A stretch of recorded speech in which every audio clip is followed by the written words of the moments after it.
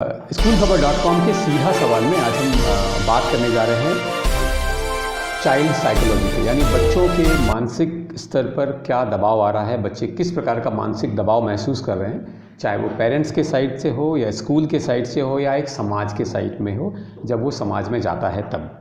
तो इन सब मुद्दों पर बहुत सारी ऐसी बातें हैं जो बच्चे दबाव महसूस करते हैं।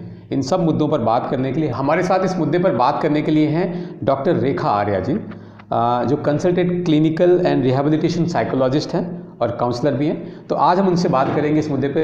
रेखा जी, बहुत बहुत स्वागत है। नमस्कार। और सबसे पहले मैं चूँकि सीधा सवाल में हम हमेशा बात करते हैं कि सीधे हम बात करें। बड़ा कोरोना के बाद जो एक असर है, बहुत बड़े मानसिक दबाव में बच्चे महसूस कर रहे हैं अपने आप को, पेरेंट्स भी महसूस कर रहे हैं। तो इस पूरे कोरोना काल के बाद में जो दबाव आया है पैंडेमिक से, ये इसको कैसे देखती हैं आप? देखिए, जो पैंडेमिक है ये सिचुएशन बिल्कुल नई है और ये नया एक्सपीरियंस है हमारे लिए भी और बच्चों के लिए भी। तो डेफिनेटली दबाव तो बहुत अलग अलग तरह के आए हैं, स्पेशली जो साइकोलॉजिकल है और मानसिक तनाव है वो बहुत ज़्यादा आया है प्रेशर की वजह से, क्योंकि ये जो पैंडेमिक के बाद जो नई लाइफस्टाइल डेवलप हुई है हमारी भी और बच्चों की भी, उसकी हम सबको हैबिट नहीं थी और सडनली हम एक नए रूटीन में एंटर हो गए। तो वो उसके साथ एडजस्टमेंट का बहुत बड़ा प्रॉब्लम आया है बच्चों के साथ, एज वेल एज पेरेंट्स के साथ भी आया है। क्योंकि इससे पहले हमारी कोई जनरेशन ने पैंडेमिक शायद एक्सपीरियंस किया होगा और लॉन्ग बैक आफ्टर 100 ईयर्स कोई पैंडेमिक एक्सपीरियंस करेगा, तो ये भी नहीं पता था कि हमें हैंडल कैसे करना है, खुद को भी और बच्चों को भी। क्योंकि बहुत सारे मुद्दे इसमें बदल गए, फिजिकल फाइनेंशियल इश्यूज पेरेंट्स के सामने प्रेशर आ गए, उसके साथ साथ जो मदर्स थी, स्पेशली जो मदर्स, उनका लाइफस्टाइल, उनका रूटीन अलग था और बच्चों के घर में रहने के साथ साथ ये सारी चीज़ें बहुत डिफ़िकल्ट हो गई उनके लिए। क्योंकि मैंने अपने प्रैक्टिस में देखा है कि बहुत सारे बच्चों ने अपने रूटीन को फॉलो करना ही बंद कर दिया है। They are like refusing for brushing, teething, shower लेने के लिए। ये छोटे छोटे जो चीज़ों के साथ चैलेंजेस मदर्स के लिए क्रिएट हो गए।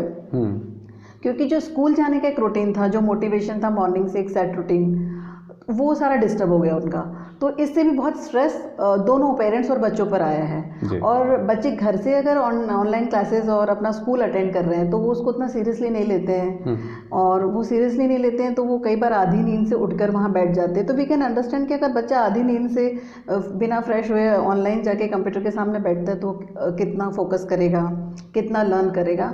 तो बहुत सारे ऐसे फैक्टर वो बहुत कॉमन है, बट वो हमारी जो ग्रोथ को या लर्निंग को इम्पैक्ट कर रहे हैं। तो कितना चैलेंज है जो आप इसको देखते हैं, पेरेंट्स के लिए भी, स्कूल के लिए भी और बच्चे के लिए, खुद के लिए भी? तो क्या एज ए साइकोलॉजिस्ट आप कैसे देखते हैं इसको? देखिए, चैलेंज तो है ही, चैलेंज तो बहुत बड़ा है क्योंकि सब कुछ बदल गया है। तो इसमें पेरेंट्स, बच्चे और टीचर्स के लिए सबसे बड़ा चैलेंज हो गया है, क्योंकि टीचर्स के लिए भी एक नई सिचुएशन थी कि स्कूल को कंप्यूटर में ले आना।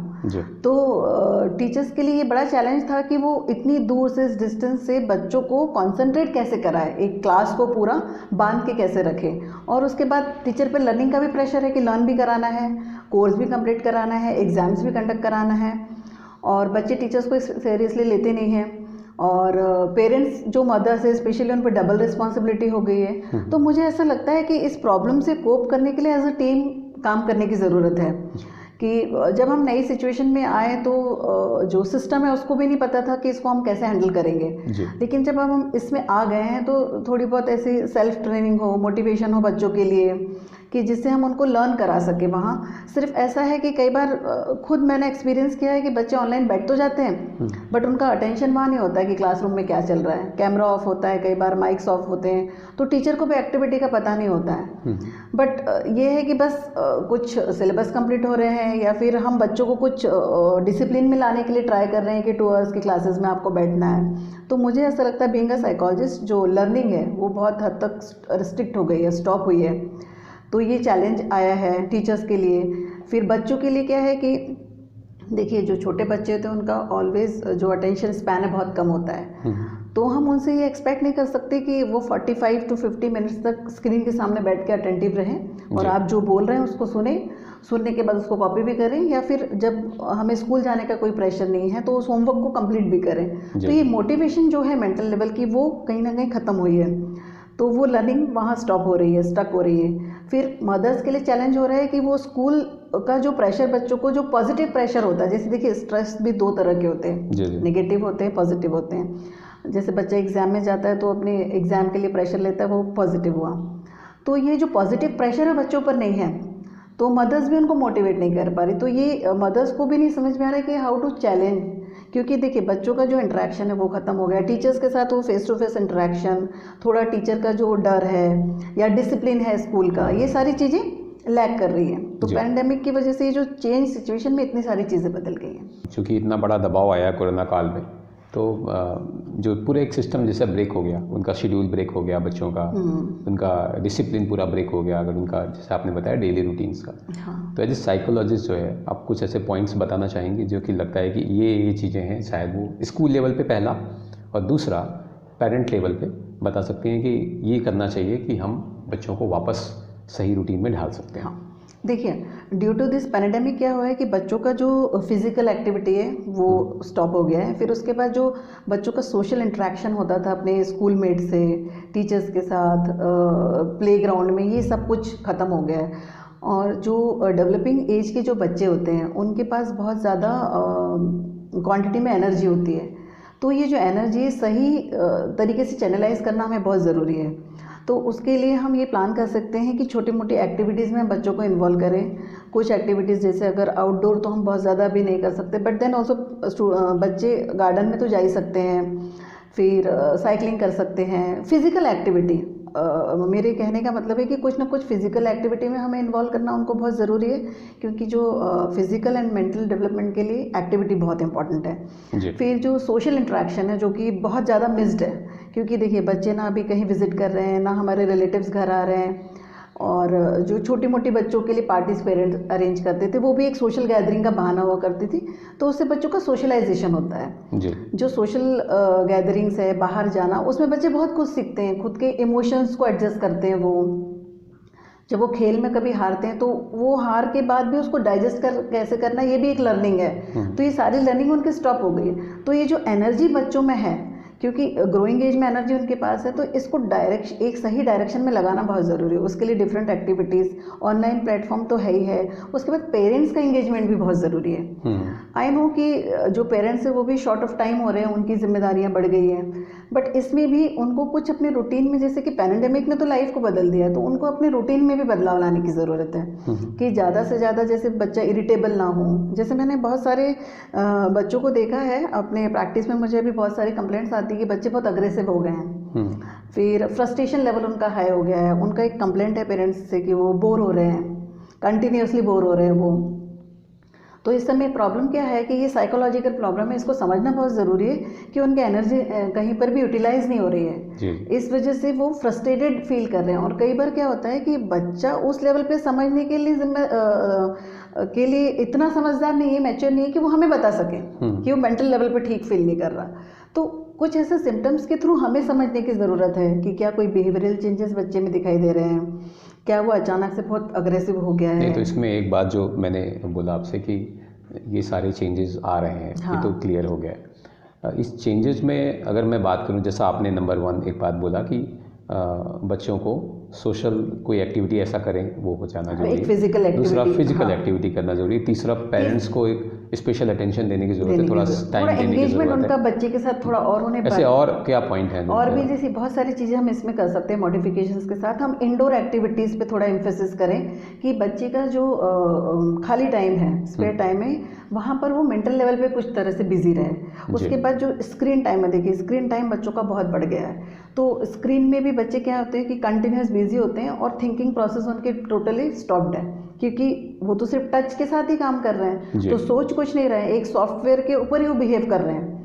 तो इस समय स्क्रीन टाइम को अगर हम कट करते हैं तो उसके बाद उसके लिए क्या अल्टरनेट एक्टिविटीज़ है, तो उसके लिए जैसे ऑनलाइन प्लेटफॉर्म पे बच्चे की कोई हॉबी क्लासेस हम ज्वाइन करवा सकते हैं उनको।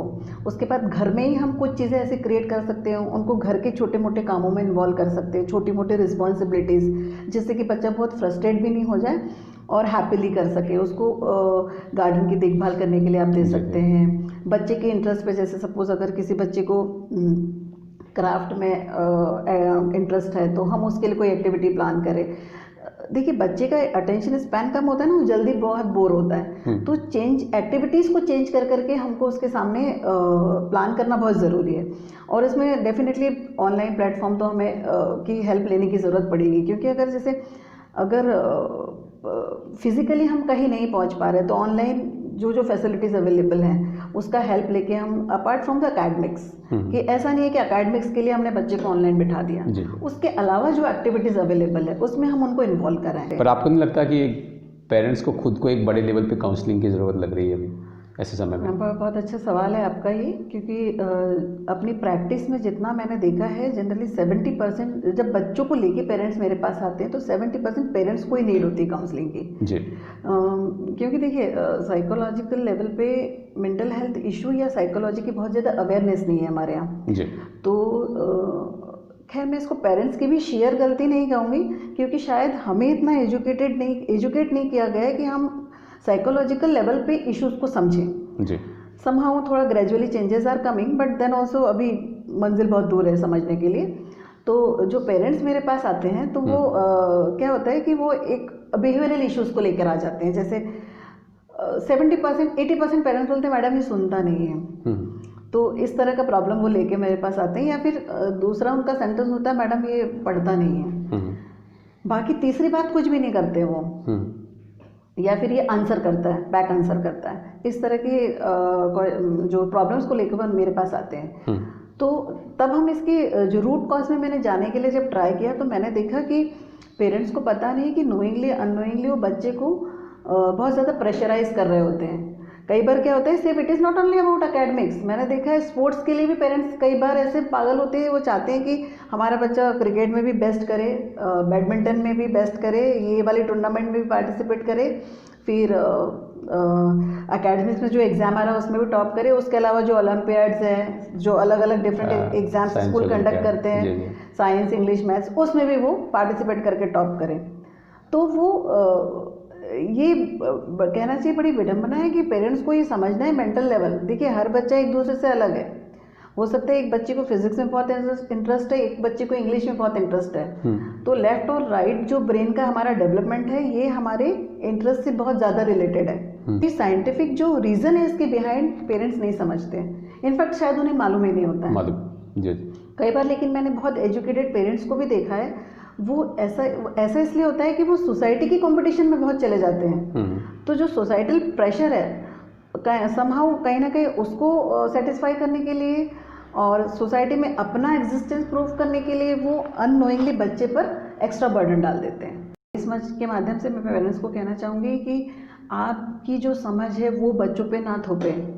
जो आपने समझा है कि करियर ऑप्शंस अवेलेबल है, उसके अलावा आप अपने बच्चे का एप्टीट्यूड, एटीट्यूड और इंटरेस्ट 3 चीज़ें समझिए। और अगर आपको नहीं समझ में आता तो करियर काउंसलर्स के पास जाइए, उनके पास बहुत सारे साइकोलॉजिकल टूल्स है। With the help of those tools they understand and they can tell better, they can guide better कि बच्चे का कहाँ पर पैशन है। क्योंकि कुछ समहाउ जो रिनाउंड फील्ड्स है उसकी तरफ पेरेंट्स भी अट्रैक्ट होते रहते हैं। एक और दिक्कत आ रही है बच्चों का सोशल डेवलपमेंट जैसा अभी हो रहा है, क्योंकि वो रिस्ट्रिक्टेड है कोरोना काल में, वो घर के अंदर बंद है जी, ज़्यादा घूम नहीं सकते, समाज में मिल नहीं सकते, कहीं ज़्यादा जाना नहीं है, मार्केट में जाना नहीं है, लोगों से मिलना नहीं है, तो एक बहुत बड़ा एक रिस्ट्रिक्शन हो गया, गैप क्रिएट हो गया। रिस्ट्रिक्शन में जो एक जो गैप क्रिएट हुआ है, यहाँ पर कैसे आप मानते हैं कि सोशल डेवलपमेंट कैसे हो सकता है? जी देखिए, जो ये प्रॉब्लम्स आपने बताई है ये तो बच्चे और बड़ों सभी के साथ आ गई, क्योंकि हमारा सोशल इंटरेक्शन, सोशल गैदरिंग सब कुछ बंद है।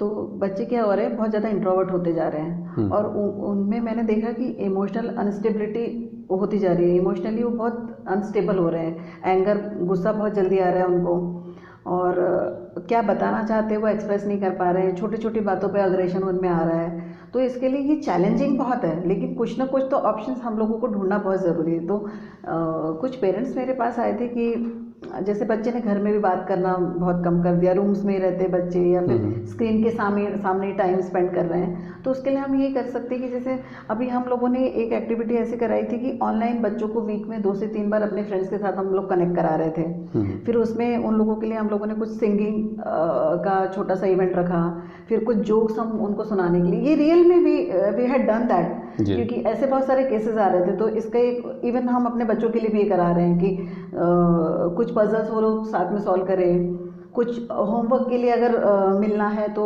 पेरेंट्स का अलग से एक ग्रुप फॉर्म करा के, क्योंकि देखिए अभी हमारे पास सिर्फ ऑनलाइन जो है यही प्लेटफॉर्म है कनेक्ट करने का। जी। तो इस तरह से हमने बहुत सारी एक्टिविटीज़ प्लान करी थ्रू ऑनलाइन। तो उतनी देर में बच्चे अपने फ्रेंड्स के साथ बात कर रहे हैं, कनेक्ट कर रहे हैं, हंसी मजाक भी कर रहे हैं। जैसे टीचर ने अगर थोड़ा सा देर क्लास में ज्वाइन नहीं किया है क्लासरूम को, तो मैंने अपना पर्सनल एक्सपीरियंस किया कि बच्चे आपस में बात करते हैं, दे फील गुड। और दूसरा मुझे ऐसा लगता है कि जो वीडियो कॉलिंग का बड़ा अच्छा बेनिफिट है हमारे लिए अभी, कि जो दूर के लोगों को भी हम देख पा रहे हैं। कितने दिनों से हमने अपने पेरेंट्स को नहीं देखा जो ट्रैवल करते हैं या उनके ग्रैंडफादर्स हैं। तो पेरेंट्स को ये भी करना चाहिए कि वो जो उनकी कज़न्स है, मैं अपने काउंसलिंग में भी पेरेंट्स को बताती हूँ कि उनके कज़न्स के साथ आप ऑनलाइन उनको कनेक्टेड रखो, जो लोग भी अवेलेबल हैं उनके फ्रेंड्स हैं। तो एक छोटी मोटी ऑनलाइन गैदरिंग हमें कनेक्टिविटी बनाए रखने के लिए करना ज़रूरी है। और मुझे लग रहा है कि जब इतनी सारी बातें हैं हाँ। बच्चों को समझने के लिए स्कूल के लेवल पे भी, तो मुझे लगता है कि एक आपको नहीं लगता है कि क्या फिर स्कूल में एक परमानेंट चाइल्ड साइकोलॉजिस्ट होना ही चाहिए इस चीज़ को लेकर? ये तो एक अलग क्वेश्चन हुआ पैंडेमिक से हटकर। ये तो कंपलसरी है, पैंडेमिक होता है या ना होता, psychologist and counsellor should be there in the school. तो एक कंपलसरीली मुझे लगता है कि काउंसलर तो होना बहुत मस्ट है, क्योंकि इससे हम उसके जो इमोशनल जो तो मुझे लगता है कि करिकुलम में इसको डालना चाहिए था। देखिए ओवरऑल डेवलपमेंट की हम बात करते हैं बट मेंटल हेल्थ पे ध्यान नहीं देते हैं। तो करिकुलम में फिर सरकार, आपको नहीं लग रहा है कि करिकुलम में क्यों नहीं डाल पा रहे, या हमारे एजुकेशन में या पॉलिसी में अभी तक ये सब्जेक्ट के रूप में आ क्यों नहीं पाया? हाँ देखिए क्या है कि साइकोलॉजी जो मनोविज्ञान एक ऐसा सब्जेक्ट है हमारे यहाँ इंडिया में, स्टिल हमारे पास हमारी रिसर्च की गाइडलाइंस नहीं है। ठीक है, साइकोलॉजी के लिए जो नॉर्म्स हम फॉलो करते हैं ना, वो AP अमेरिकन साइकोलॉजिकल एसोसिएशन के फॉलो करते हैं। तो लैक ऑफ रिसर्च बहुत ज़्यादा है इस फील्ड में।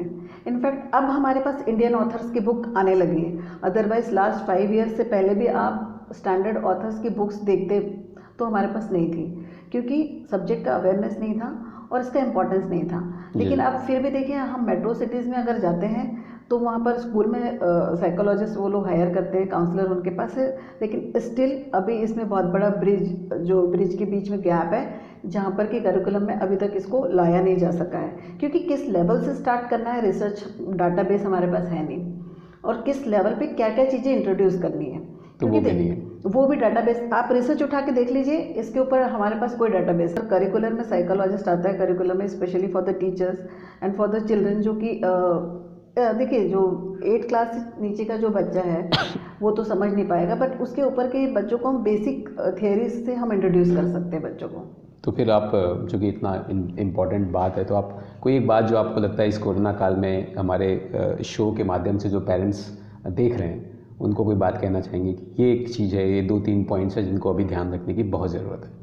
हाँ देखिए, सबसे इम्पॉर्टेंट चीज़ मैं पेरेंट्स को खुद को भी काउंसिल करती हूँ। मैं सभी को कहना चाहूँगी कि ये जो कोविड पैंडेमिक आया, ये हमारे लाइफ की लास्ट प्रॉब्लम नहीं है और ये फर्स्ट प्रॉब्लम भी नहीं है। तो बहुत ज़्यादा पैनिक ना होए, क्योंकि एडजस्टमेंट जो है हमारी लाइफ का बहुत बड़ा बेस है।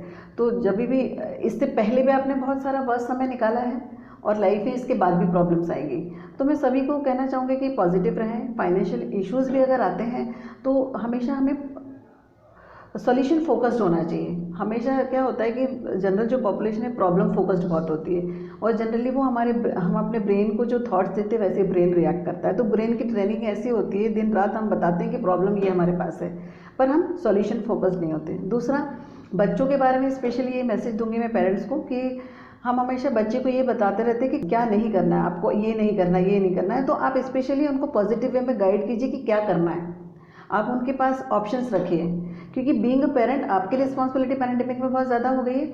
आपके लिए एक्सपीरियंस नया है। बीइंग अ एडल्ट अगर हमारा एडजस्टमेंट कहीं ना कहीं बिगड़ रहा है, संतुलन बिगड़ रहा है, तो बच्चों का हमसे ज़्यादा बिगड़ रहा है। क्योंकि समहाउ हमें तो पता ही है कि हमें इसको सामना भी करना है, इससे बाहर भी आना है, बट बच्चों को ये नहीं पता है कि ये सिचुएशन है और टाइमिंग है, चली जाएगी। तो इस तरह की पॉजिटिव काउंसलिंग करें। बच्चों के सामने बहुत ज़्यादा कोविड के बारे में बात ना करें, डेथ्स के बारे में बात ना करें। रिस्क के बारे में सिर्फ जो हमें उनको बेसिक समझाना है, हाइजीन के बारे में उतना ही समझाएं, उससे ज़्यादा बात न करें। अगर कोई नियर डियर वंस की कोई कोविड में डेथ हो जाती है तो भी वो बच्चों के सामने ना करे बात, क्योंकि अगेन उनके लिए एक स्ट्रेस वाला फैक्टर होता है, फियर उनमें क्रिएट करता है, एंजाइटी आती है, और ये एंजाइटी अगर उनमें क्रिएट होती है तो कई बार वो एक्सप्रेस नहीं करते और अंदर ही रखते हैं। अगर ऐसे एंजाइटी जब वो एक्सप्रेस नहीं करते तो डिप्रेशन में भी ये कन्वर्ट हो सकती है।